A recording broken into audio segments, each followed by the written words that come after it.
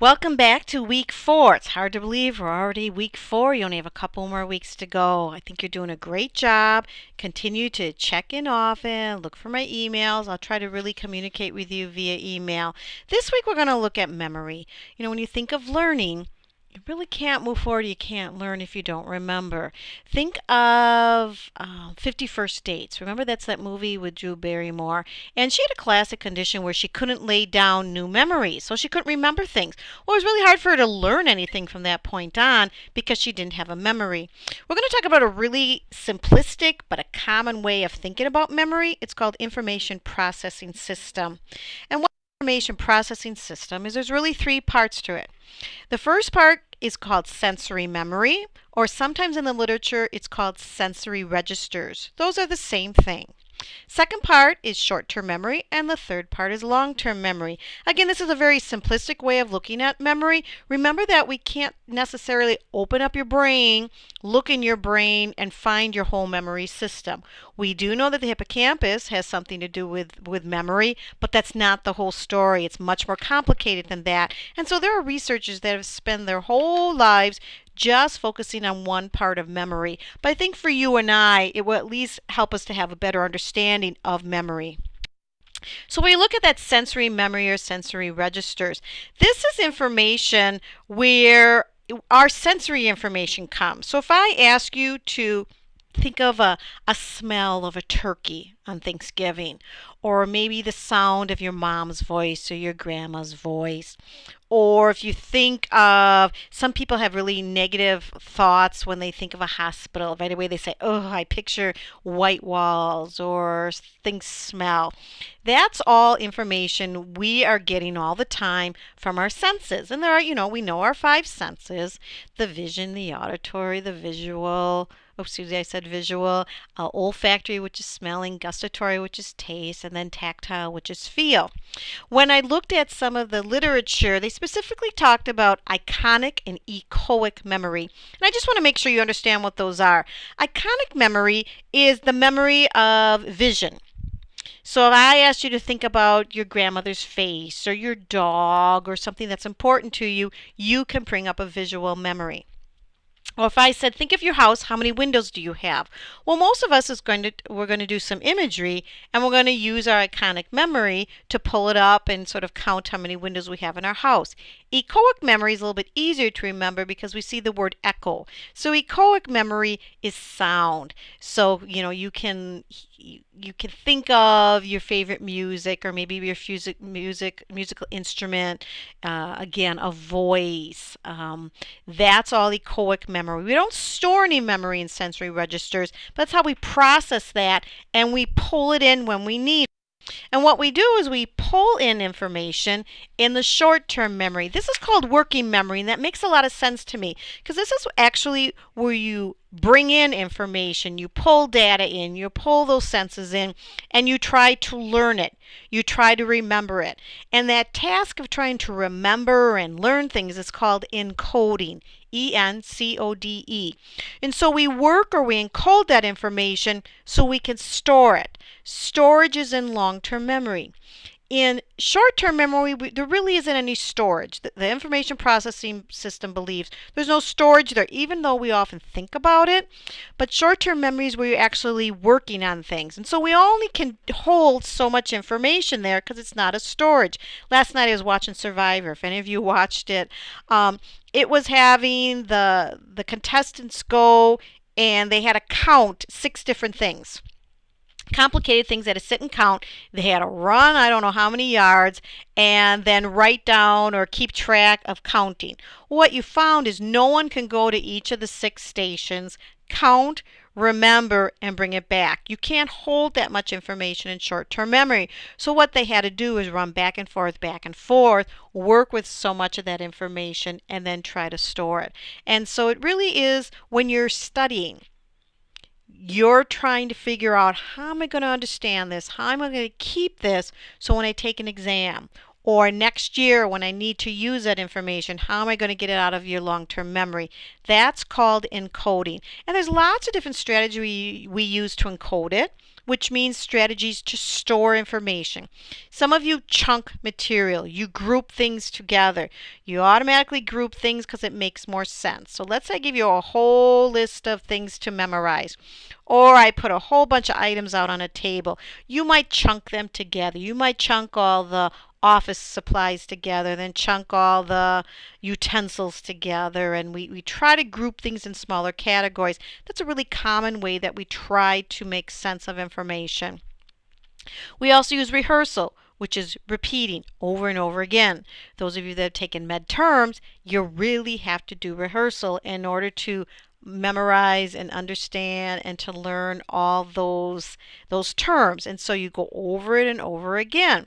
Remember, doing it, chunking it, which means you do some, then you go away. You study some, you go away, is much better. That's disseminated learning. It's much better than mass learning or cramming it all together. Mnemonics is used especially when maybe it's a list that doesn't make any sense why it has to be in that list. So I think every good boy does fine. FACE for the planets. You have a mnemonic for that. There's a mnemonic you've probably used in high school to remember the operations in math, what order the operations have to go in. Some people have come up with a song when they're trying to remember something, or I've had patients do like sort of rap songs to sort of remember things. But we use different ways to memorize and to remember a list of things. Hierarchy is, experts tend to use that. So I'm an OT, so I know a lot about OT. And so when I learn something new to OT, I can put it in a category. I can decide what patient population, I can decide what context of care, I might have to decide what kind of reimbursement, but I plug it into that outline or that hierarchy. When you're just maybe decide, I want to be OT, you just have this concept OT, so you wouldn't necessarily put it in an outline or a hierarchy until you learn more about it. But we use these strategies. People who remember things, therefore show a relatively permanent change in behavior, or they demonstrate learning, they're good at using these strategies to store information. Another one that isn't on here, which I think is important, is try to make things meaningful to you. I had a child who loved chocolate. And so maybe math wasn't his thing, but if I said you had 3 candy bars and I took 2 candy bars away, he instantly knew he'd only have 1 left because chocolate was important to him. Or when my boys played soccer, looking at angles and or even like physics, how that would apply to soccer. That seemed to help them because they were more interested in soccer. I know when I was looking at different diagnoses and trying to remember all the different diagnoses, I would apply them to members of my family because I knew the members of my family, and then I just had to think about applying them. So that can really help you learn too. We do know that as we age, normal aging, not necessarily Alzheimer's or any pathology, that there are some changes on your short-term memory. Talk to your mom or your dad or talk to your grandparents. They probably have noticed that their short-term memory, they have some difficulties. Here's a list of things that generally are symptoms or the effects of aging. Difficulty multitasking. I know that you can put your makeup on, drive, text, and do something else while you're in the car. It's not safe, but you oftentimes can get away with it. I, for example, will be in the kitchen and I'll be maybe making supper and I go into the laundry room and I realize I had started the laundry, but because someone called and then I went to the living room and looked for whatever, I had forgotten that I had started the laundry. Multitasking gets to be a little bit more difficult as you start to age. So talk to somebody who's middle-aged or a little bit older and ask them if they notice they can't multitask as good as they used to be. I know it becomes more difficult for me when I'm more stressed or when I have a lot of things going on. Multitasking is more difficult.